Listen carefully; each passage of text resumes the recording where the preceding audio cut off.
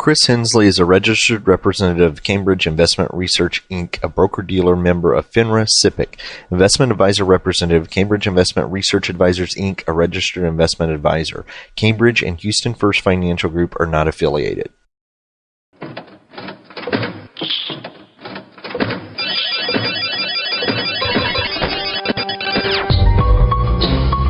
The Houston Midtown chapter of the Society for Financial Awareness presents Money Matters with your host, Christopher Hensley.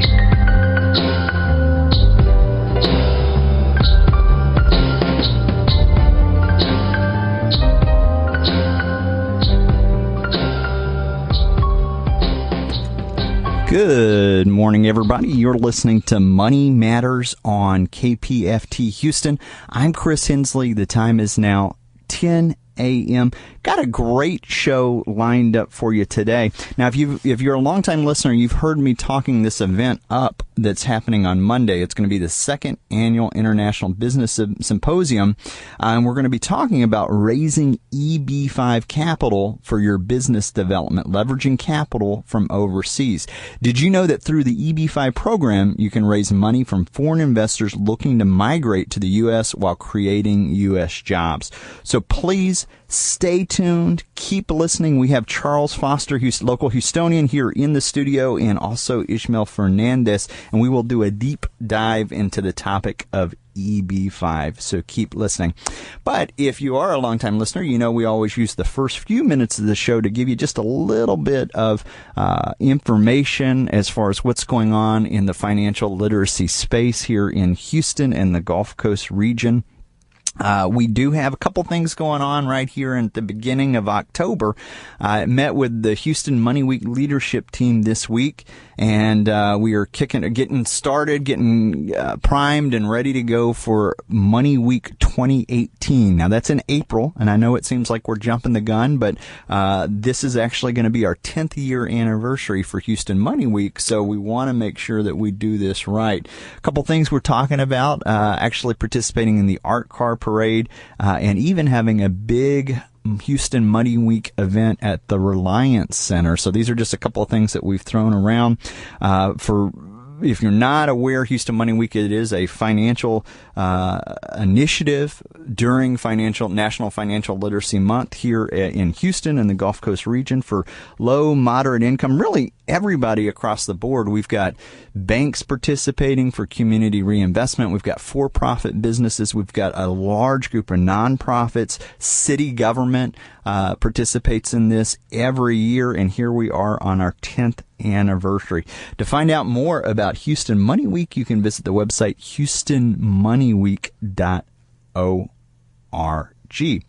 Also, the event that we're about to talk about, EB-5, is going to be on Monday. This is at the Houston Community College off of Rustic Avenue, 6815 Rustic Avenue. Will take place from 10 to 2. And it is sponsored by many different groups. I think American Business TV is kind of the main one behind that, so you could find out more information by going to their website or reaching out to them. But this will be from 10 a.m. to 2. I think there's a registration from 9 to 10. So to find out more information, contact American Business TV. With that, let's go ahead and get our guest on the mic and on the line as well. So we've got two different guests. Let's see if we can juggle this. And then Charles, you're right here in the studio, so welcome. Thank you for joining us. Thank you, Chris. It's a pleasure to be here with you. And then Ismael, can you hear us? I hear you fine. Nice meeting you. How are you? Absolutely. I'm doing great. So I always kind of start the show the same. I'd like to share a little bit of your bio with listeners so that they can get to know you. Now, Charles, he is the chairman at Foster LLP. This is an immigration law firm. It's one of the largest global immigration law firms. You're also an honorary Consul General of the Kingdom of Thailand. Wow, there is a lot. Mm-hmm. But you actually mentioned that you just walked over. You live very close to the studios here. I do. I live on Cortland Place, so a block away. Fantastic. And then now, Ismael, you are part of you're actually the president of the EB-5 Economist at Greengate Consulting. That is correct. I'm actually the founder and the president of Greengate Consulting as well. Fantastic. If both of you might be able to share just a little bit about yourself outside of the bio so we can just get to know you a little bit better. And maybe Charles, go ahead and go first. Thank you, Chris. Well, as you indicated, I'm chairman of the immigration law firm Foster LLP. We're not only one of the largest, but the oldest. We do everything that focuses on immigration, and particularly with the topic today, we have one of the largest EB-5 practice groups. We have 14 people that focus on that daily. We have, as a result of this, we have offices now in both, 2 offices in China and 1 in Vietnam, because that's where the market has been and is growing. I've been very involved on not only practicing every aspect of immigration law, but policy. I served as a policy advisor to both Presidents George W. Bush and President Obama, and testified on various immigration issues before Congress. And I could go on, but that's enough. Perfect. And Ismael, could you share something about yourself as well? Absolutely. Well, I'm an MBA and a business consultant, been in the immigration business for about 8 years right now. I come from a more technical background. I do have a PhD actually in aerospace engineering with a focus on finance and financial forecasting. So this was a very good fit for me. We started this company about 7 years ago when we decided to tap into the business consulting space, and we decided to focus in a niche that was not very much explored, which was immigration business.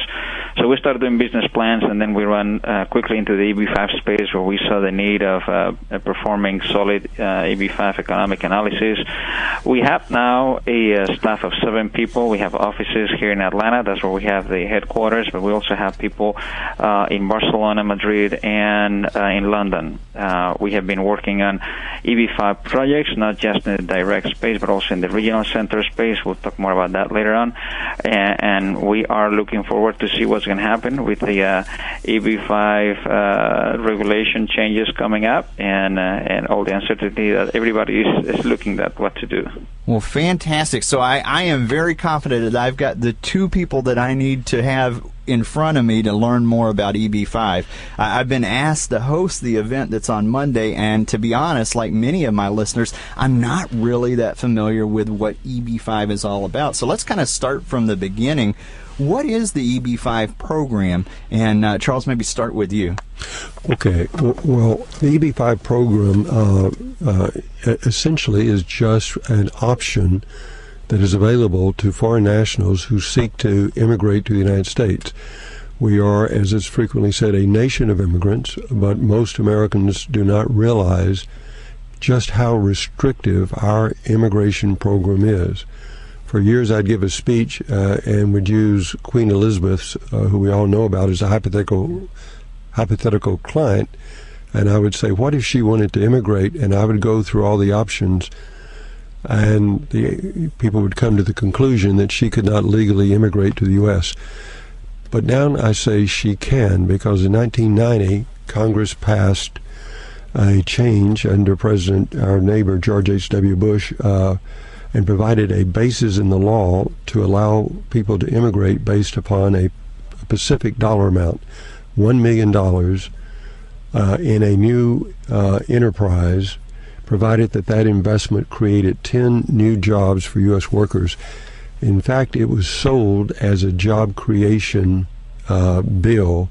That was the only way to get it passed, because there was some pushback saying we cannot let people, quote, buy their way into America, although I always thought that was rather naive, because people work their way into America, people marry their way into America, so that was just another option. Congress limited the number of folks to 10,000, and that's very controversial because they spoke in terms of 10,000 investors, although the State Department and the visa office did not treat that as 10,000 investors, but 10,000 investors plus family members, which resulted in a more de facto quota of 3,000. That was not a problem. Nobody showed up to that party. So Congress amended the law in 92 to create regional centers that would allow businesses to pool investors and to bring those investment into their projects. So as a practical matter today, and I'll conclude on this, virtually all investors today go through a regional center and invest in someone else's project. And the reason is that way, if they're a busy entrepreneur in Beijing or Hanoi or Mexico City, they don't have to worry about coming here creating a brand new business, fully employing 10 people. They can just pick like picking a stock. And furthermore, almost all of these projects have been able to qualify under a provision that says if you invest in a high unemployment area, you only have to invest $500,000 rather than $1 million.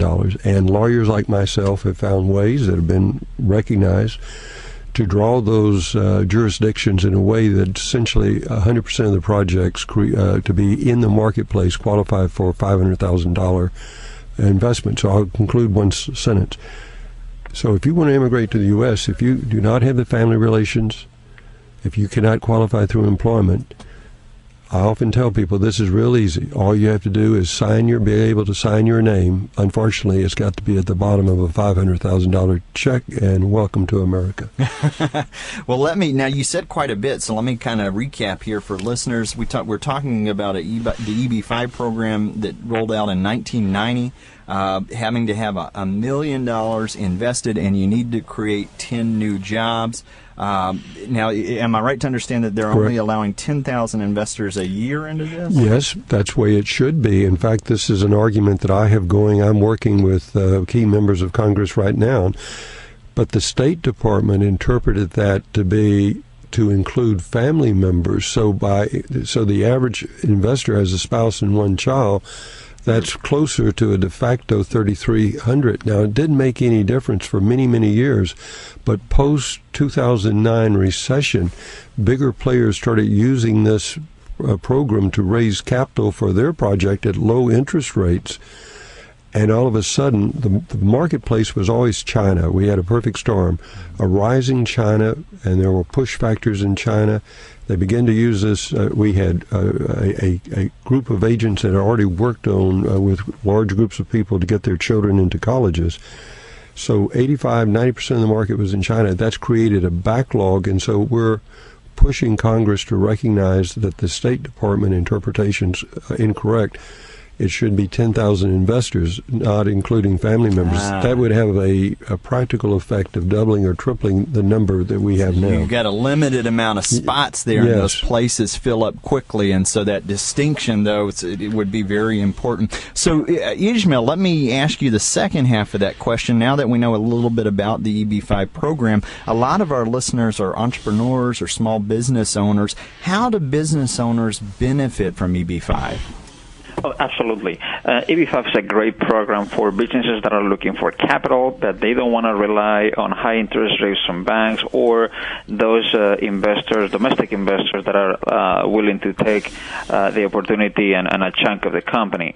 So the catch here is that we need to make sure that the U.S. business is actually producing the jobs it needs for the EB-5 investor to come in. So regardless of the industry, and we have to say that the EB-5 space has been very popular in the real estate because of the lower perceived and high tangible asset behind the investment. But it's not limited by any means to that particular industry. So any business that is looking for a capital expansion and is going to produce jobs, whether it's manufacturing and the hotel industry or assisted living facilities, then qualifies for the program. The next step would be to figure out whether the location of the operations of that business are in a targeted employment area. As Charles said, if the business is in a targeted employment area, it would qualify for the lower tier of $500,000 or $500,000. It's very important to understand that if you are not, or your business is not in that area, your chances of finding an investor, an EB-5 investor to invest in your particular project really diminishes significantly because the majority, I'm really saying about 99% of the projects available for EB-5 investors are at that lower tier. So you really reduce your chances significantly if you're not there. And then the next step would be to figure out, okay, so you're in a targeted employment area, you are going to produce jobs, and the next thing is how much capital do you actually need? Do you need $500,000 or you need a lot more money than that? And if you do need a lot more money than that, are you really going to produce the number of jobs that you will need to sustain the number of investors? Because remember, it's 10 jobs per investor. And if you're not, then you have to consider going through the regional center route. And we can talk very briefly about the differences between EB-5 direct and EB-5 regional center. But on an EB-5 direct investment type, you have an investor that is, you're dealing with him directly. He's going to be part of your company, and you're going to use his money to produce the 10 jobs he needs to qualify for the program.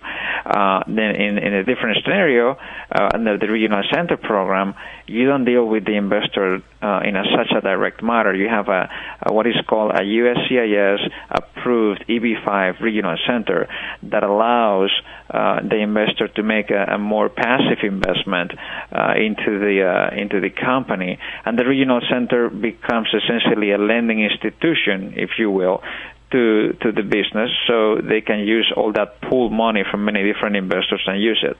The one additional particular advantage of using that regional center, as I was going to mention before, is that you don't really need to create the 10 jobs per investor directly in your business. You don't need the W-2s.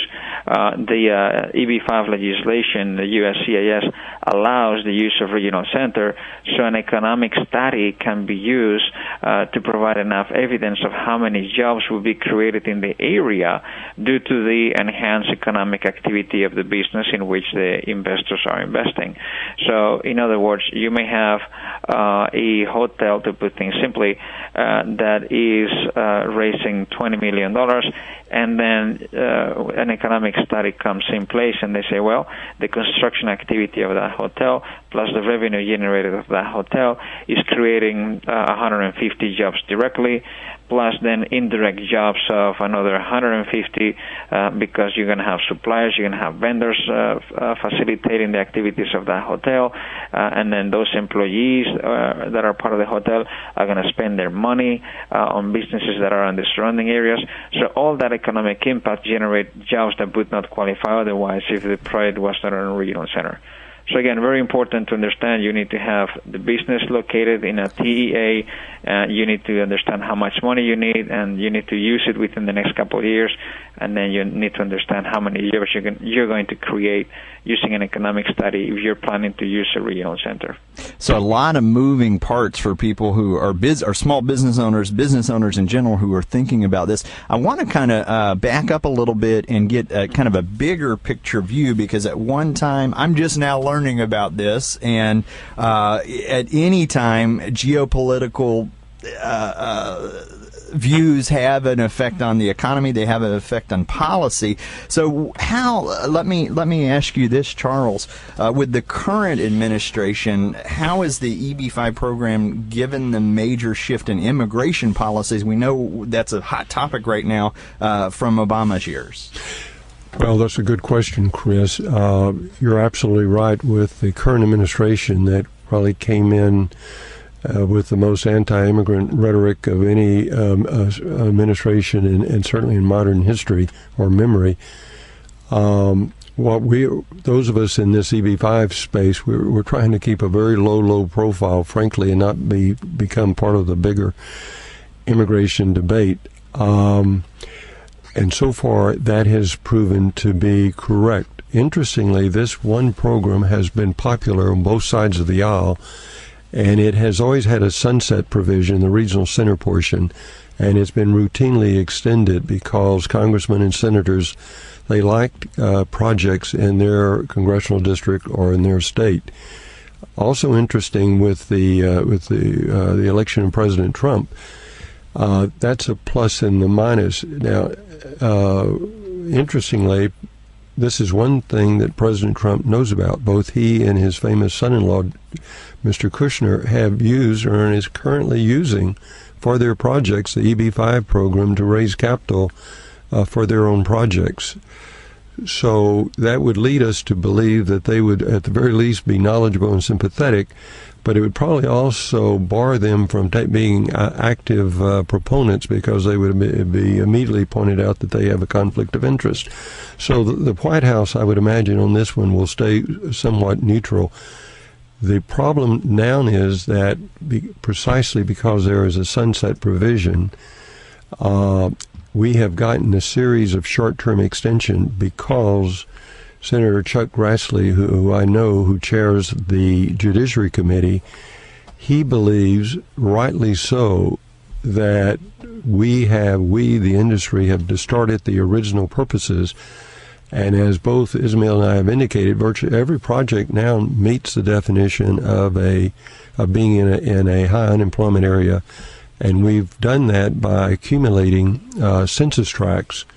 It's often referred to using the term gerrymandering. If you put enough census tracts together, you can show that your project is in an area that meets the definition of high unemployment, 1.5 times the national average. So if 4% is the unemployment rate, you have to show your group of census tracts, the unemployment rate is 6%. So we've had extreme cases of that, particularly in Manhattan, where you have a project on a very, ritzy west side, and they string a series of census tracts over to a poor part of Manhattan to get that.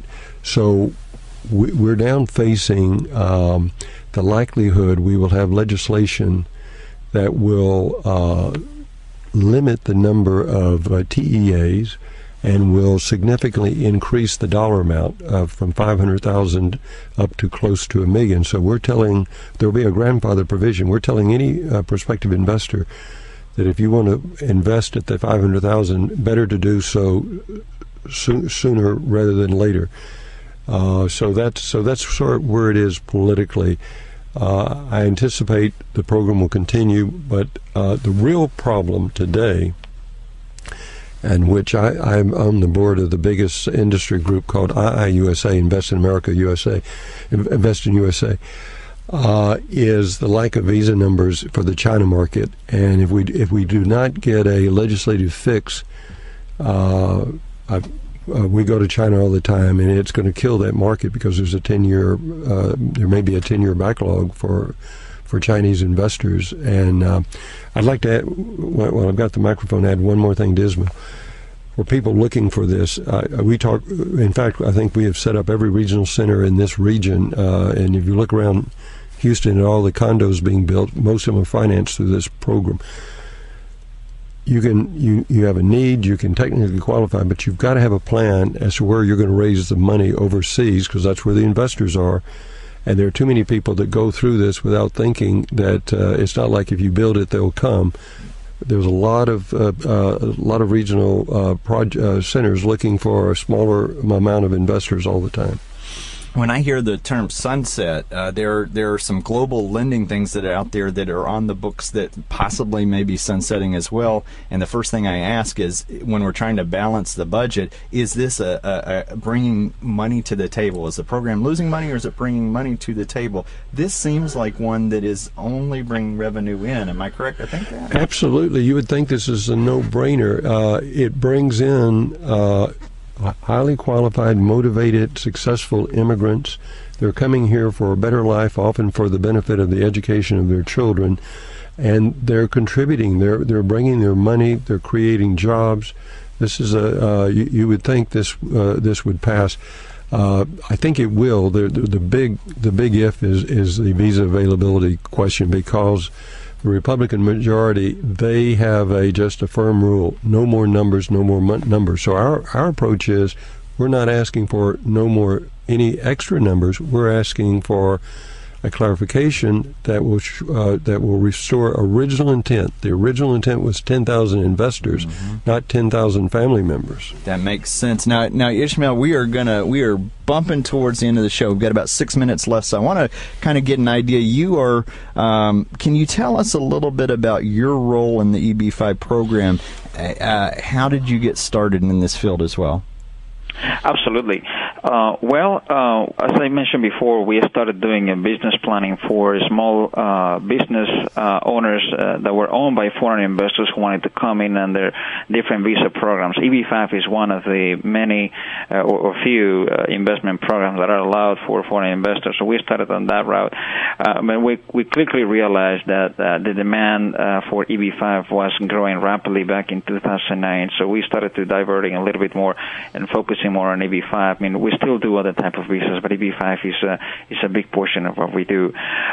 Because of our background and the team that we have in place, we decided to start working with the regional centers a little bit more closely, understanding what are the specific needs of the developers, if you will, or the U.S. business owners on understanding how EB-5 works and how to structure it.